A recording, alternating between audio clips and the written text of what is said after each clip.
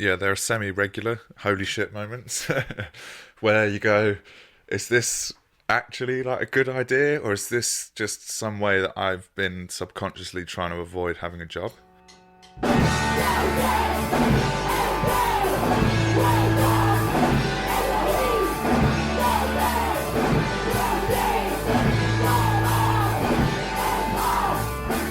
This week on Sirius, we talk with Alex Powis, founder and editor of The Daily Street.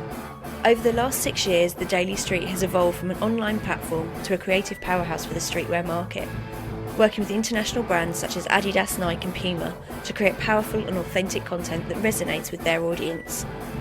In this episode, Alex takes us through the high points of his work and shares the challenges and frustrations he faced starting an independent platform. We follow his journey and gain insight into the key lessons learned and successes that have made his site a recognisable name within the British fashion and subculture circuit. For Sirius, I'm Gemma Lacey. So Alex, I wanted to get a little taste of your background and how you came to start the Daily Street in the first place. My background traditionally is in music and music business. It's kind of something I've always wanted to do since I was a young teenager. Went to uni at Westminster to study commercial music, and that's where I met Adam, and I met Jamie, who goes or went by the name of Grizzle MC back in those days. And then we were all running individual blogs of our own, similar kind of things. By the time we went back to uni in the third year, it was up and running. Did you always have this intention of starting your own business, or was that something that kind of evolved more naturally as a result of your studies and kind of putting the blog together? I've been messing around with starting my own businesses since I was about 12, I think. It's probably the influence of my parents. So my dad runs his own business and works from home. And although my mum doesn't run her own business, she's kind of very in control of her career, changing it kind of halfway through her life. But yeah, for some reason I've never quite got the logic of building someone else's business for them. So one of the things with that is there seems to be a shift in towards a more kind of entrepreneurial culture, or people making opportunities for themselves. And like, not to make you a spokesman for all of youth culture, but do you feel like that's a movement amongst you and your friends, or is that something that you feel like you've noticed more of in the last few years as well? This is an interesting question, actually. I think it's a much bigger part of a much bigger thing. I think it's that our generation has been told they can be whatever they want, and there's this. I think that's what's kind of planted the seed. It's because we're like the children of the hippie generation, and I think the pushback from that is that they've gone and said, "Oh, be whatever you want, do whatever makes you happy," which is great. Don't get me wrong, it's awesome, but it's given our generation this huge expectations as to what they can do. That then teamed up with the Labour Party saying everyone should go to uni, so everyone's really qualified, and then the job market shutting down. It's these three things all together, I think, that's led to a culture of just build your own life, and it's also at the same time that the traditional idea that you get a job and you work your way up and that's your job for life is pretty much dead in the water.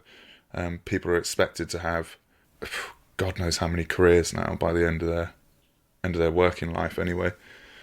So it's quite a normal thing to jump around. I think that's also kind of contributing to it. When you started the Daily Street, what was your vision for that, and how has that evolved as the kind of site has progressed? This is a really good question, actually, because I've been kind of wondering this recently. I mean, you always have to kind of keep tabs on that, how things are changing, etc. But things have changed hugely. We're talking 5.5 years now. Originally, when it was set up because we felt that there wasn't a place online, an online news source that was talking to our audience, and by our audience I mean us. And we've always set it up from a reader's perspective, because at the end of the day, the three of us were readers, reading Hypebeast, reading High Snob, and they weren't talking about UK brands. They weren't talking about UK stores, so it's pretty useless information. So we thought, right, let's set up our own thing to talk to us and see if other people are interested. We're pretty sure they will be. Thankfully, they were, and it kind of rolled on from there. But early on, it was like the pole bearer, if you will, for UK streetwear, and that is something that has changed hugely, and we've had to change with it. And by change, I wouldn't say it's dead. I'm sure if I said that, like, I'm going to get hate mail from certain people starting up their own brands. But about a year after we started, when we started gaining quite a big audience, like there was just like new brands, a couple new brands a week. It was ridiculous. Startup culture with brands went through the roof. Partly because you'd get the kind of ones coming from the grime scene who are putting slogans and t-shirts and calling it a brand, but then you'd get, mainly because we were kind of pushing, and there was now a platform for these brands to get recognition, that I think a lot of people thought, this is really cool, I'm going to do mine. And there was just loads of them. It's definitely something that's calmed down, but the whole streetwear scene in the UK is beyond different from, I mean, when we started, you had small little niche festival things like the Reset, which is hugely important. If you look back, a few of those brands have still survived, but they're hugely different things in a different market. If you're looking at Trapstar, if you're looking at Dope Chef, Second Son folded, a lot of them folded. Streetwear as a whole is just a different world now. It's not a subculture. It's been accepted by the mass, which is kind of weird for people like myself anyway, but a lot of people who would have regarded themselves as streetwear about 4 years ago, because that's what they liked about it. It's like a music genre. It's like a niche music genre going big and getting picked up by Radio 1. You're just like, well, it's not really what I liked about it. Do you know what I mean? So how do you change with that? Is what I'm readdressing at the moment. It's what you're permanently readdressing, but I'm not sure on the answer right now. What the site is now is it's moved more towards culture. So early on we started realizing that we weren't just talking streetwear. You can't niche stuff that hard because you've got sneakers, you've got sneaker culture, which although is connected, is slightly different. And became obvious that what we're really into is culture and studying, and kind of whether it's being a news source for a certain subculture or discussing a certain subculture or how they interact. That's what we're really interested in.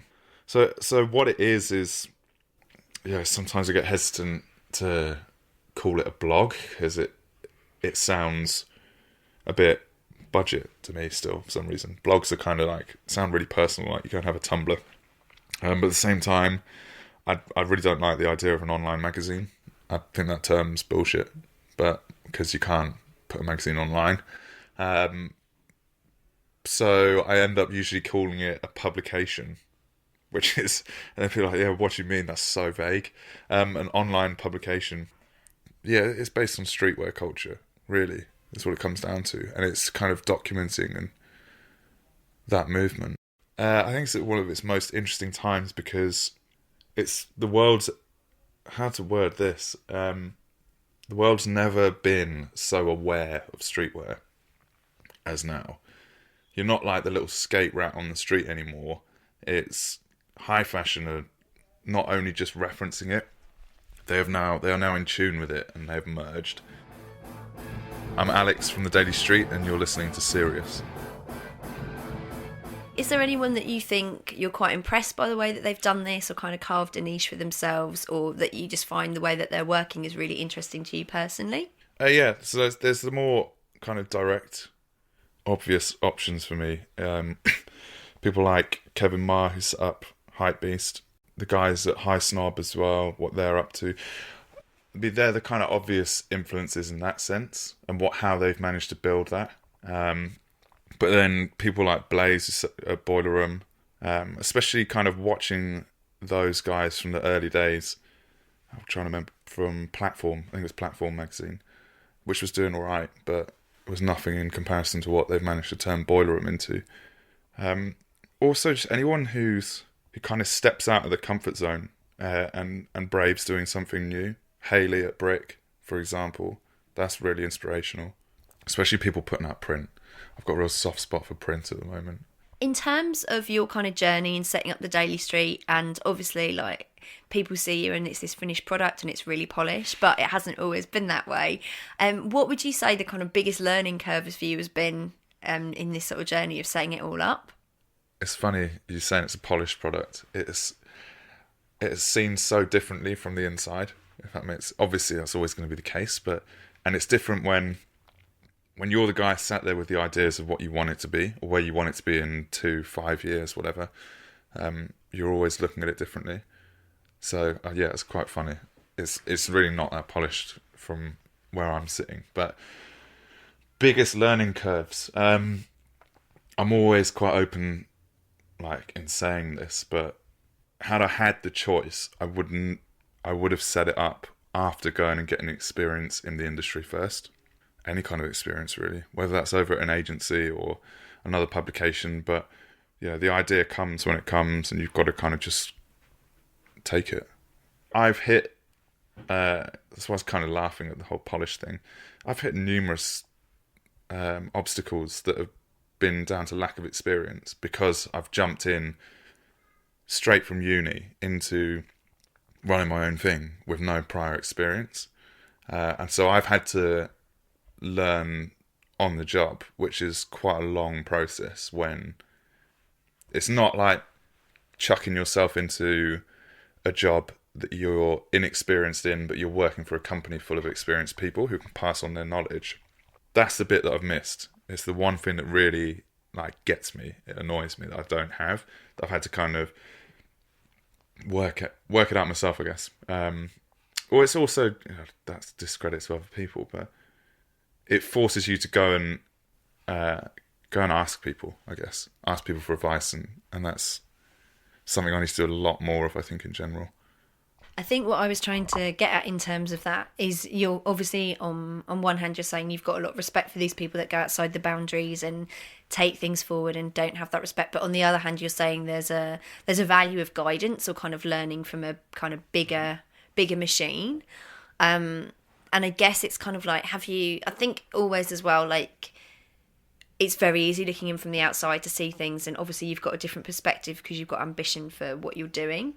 But have there been any kind of like holy shit moments where you're like, oh my God, what the hell am I doing? Or, how do you cope with the real difficulties that crop up?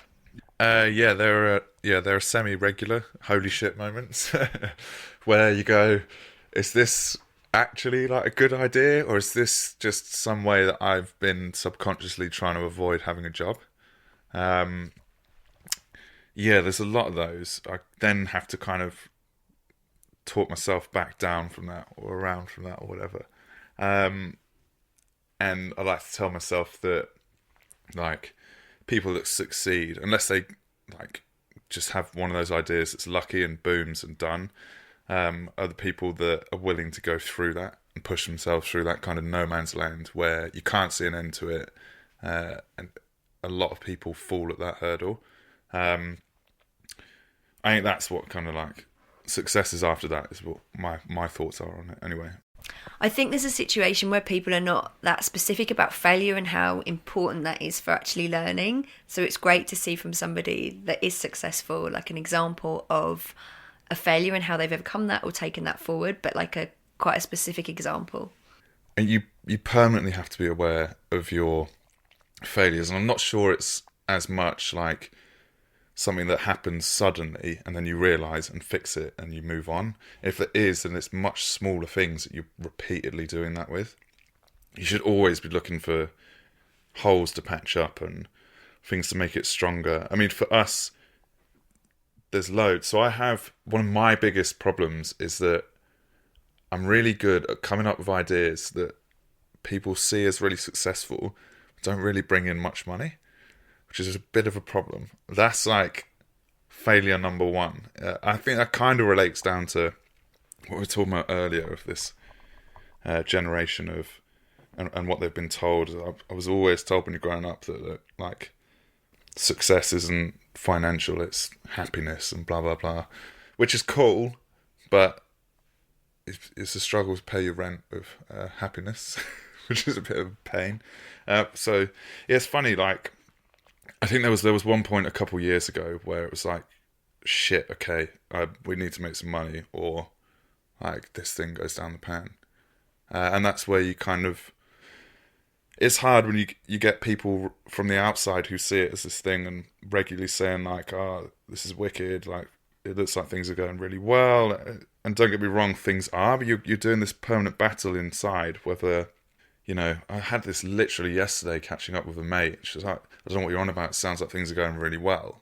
I'm like, yeah, but there's not much money coming in right now. So, as much as I was in Amsterdam on a trip last weekend. I'm off somewhere, I think Sweden next week, and things are going cool. And we've got books coming out in June and a couple other like big projects under the belt.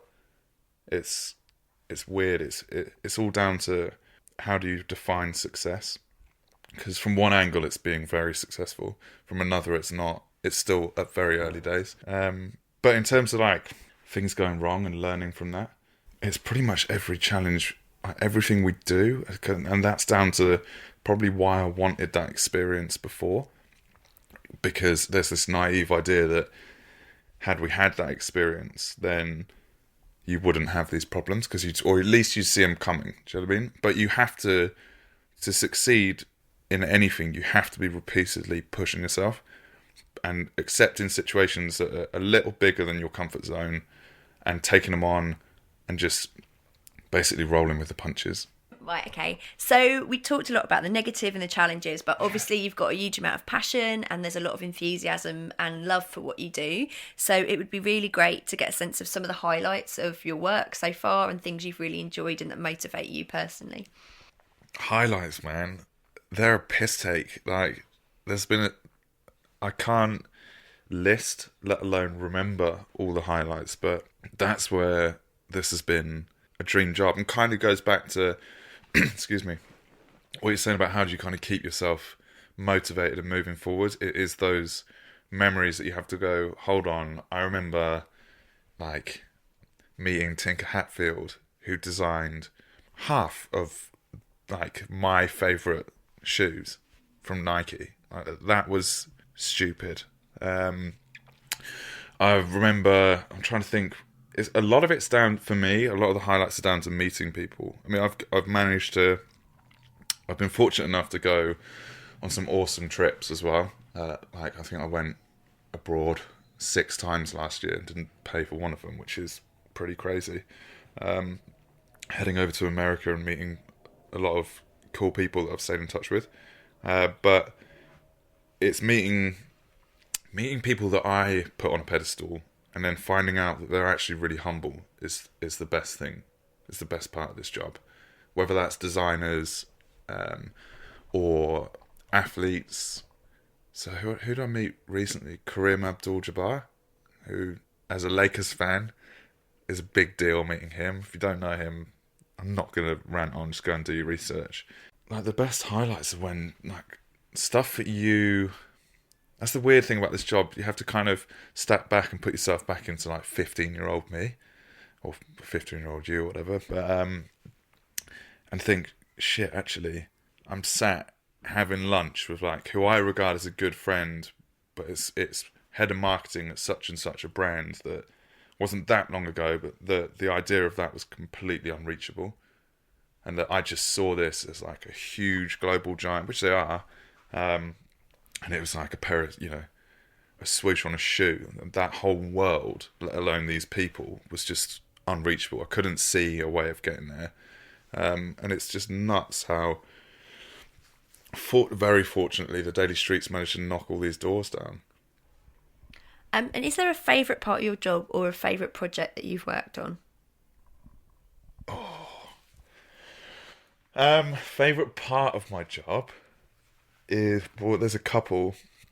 One I keep referring back to, but is travelling. Being a journalist, a successful enough journalist, is a great way to see the world. and meeting new people is a great part of the job. But another thing I really enjoy doing, often not to my advantage, is using it to help other people out. So whether that's like taking someone on who writes for us a little bit and then sorting them out with a job somewhere, or mentoring like young creatives and helping them out. I really enjoy doing that. It's something we're trying to do a lot more of. Working at the moment, like just trying to help a young photographer called Vicky Grout out. So she's like documenting grime culture. I don't think she kind of knows quite the scale of what she's like achieving at the moment. Because it's hard when you're young, when you're starting out. You often hold yourself back a lot because you don't have the courage to. There's not just the courage, but like the experience to look at your work with a perspective and go, actually, this is really good. So it's, in the past we found it really helpful when people do that for us, and I feel kind of obliged to pass that on regardless whether it's happened to us or not. So yeah, I like to try and do that as much as possible. Okay, and going on to that, like obviously you come across a lot of different young creatives in your work. Who do you find inspiring or interesting at the moment? And they don't need to be in your specific world, it's just someone you've seen that you like. So Hayley from Brick, Hayley Louisa Brown, she's spent like 4 years setting this thing up and finally got it launched and launched it right. It's pretty much a flawless project, and that's awesome. I get inspired by a lot of photography work. Just because that's like an area of interest for me. But then it's just anyone kind of going out and do something a bit different, and like pushing either the industry I work with in forwards or pushing their own thing, a bit of a punk mentality, that kind of like zine aspect. The guys at NTS, what they've managed to do and continue to do as well. And I'm fortunate enough to be involved in enough projects with enough people or be surrounded by enough people that are kind of continually pushing boundaries and inspiring me in that way. My mate Becca, Rebecca 9, how she's managed to build her career. I've watched that in the last like 2 years, her and Hayley McCarthy. That's been wicked. So that's a photographer and styling duo. And they've really like pushed through their own thing, and got success off it, which is nice to see, like someone actually doing something and getting recognised. So I don't know, it's just people that kind of stick to their guns and see something that they want to do a bit different and actually put it out there. We've touched a lot on creativity and we've also touched on struggle, but obviously there is a need to make your work pay.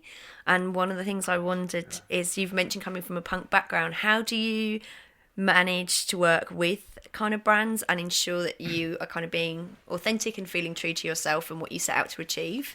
That's a good question. It's a nightmare. It's good. It's not that bad, but it's about honesty, basically. You need to be honest with them. You also need to be honest with yourself that you're working for a client, you're working with a brand, and that they have needs and they need to tick certain things off the list. So you're not, it's a weird balance. You're not making a piece of art, but at the same time, that's what you've been brought in to do. So it's meeting in the middle. But also it's having the confidence in yourself and your ideas, and that kind of comes from experience. Over time, you'll get more confident with it. Also, it's based on the fact that these clients as well are just people, so get to know them. It's a good thing as well, and that kind of helps the whole situation be a lot less scary. At the end of the day, you're not working for Adidas, you're not working for Nike, you're working for this guy or that guy, and that's suddenly a lot easier to deal with. You kind of bring it down and break it down into more manageable chunks. Obviously, you've mentioned there's been a lot of change in how things have gone forward with the site and how you've evolved. Mm-hmm. What's next for you, and what's the next most exciting thing that's happening for you? On the near horizon, we've got 3 books coming out with Conran Octopus. I think it's the publisher. So it's a series called Icons of Style, and it's 3 books, one focusing on sneakers, one on t-shirts, one on denim, 50 things per book, and it's us basically laying down the most iconic designs or moments in those topics that have impacted style. Cool. So I've got like one of them here. So here's the sneakers book anyway. This is the layout draft 1 according to my scribbles on the front. It's just like, oh, there we go. That's the shoe that I'm wearing right now. Reebok Classic. Can't go wrong with that. That's always, yeah, that's a no-brainer in there anyway. That's like the ultimate British shoe. Yes, it's 3 books. One on sneakers, one on t-shirts, and one on denim. And it's taking 50 things from each and looking at the most iconic in relation to style. So it's a kind of streetwear focused look at the most important, basically. So it's not the best, it's the most important in relation to style. That's something we had to make very clear with ourselves early on. So the sneakers book, for example, runs in chronological order, going through what we've deemed the 50 most iconic sneakers for in relation to style. And it starts with, way back. We're talking 1923, the Chuck Taylor Converse Classic, all the way up to last year actually. So we went pretty modern with them, going up to the ZX Flux last year, which I still stand by my statement is going to be looked back on as one of the most important moments for Adidas ever. And it runs through. There's not actually that many. I don't think it jumps through many gaps, but 50 shoes in chronological order. What bit of advice would you give for somebody wanting to start their own thing, or what's the best bit of advice you've been given? I think if I had to do, for some reason, it's just what comes to mind. But if I had to give one piece of advice now, it'd be do your research. We put a lot of research in before launching the Daily Street. I've come into a habit of doing it a lot with any project I'll start. I think that's just like a bit of A-level business studies rubbing off. But you need to learn, you'll come up with a good idea and a lot of people think, oh, that's enough and let's run with it. Which to an extent it is, but you can strengthen it so much. And that's strengthening is so important to whether it's going to succeed, because you need to make sure it's offering something new as well. It doesn't have to be like completely new. Don't get me wrong, there were endless blogs around before we decided to do ours, but it was new enough, if that makes sense. And I've, sitting there on emails, running this thing since, seen a lot of startup things, and the difference between, especially like startup brands, ones that I'll even, just the difference between ones that I'll talk about and not, is usually down to whether we think they're doing something new, whether they represent something. And it's that really, isn't it? It's realness.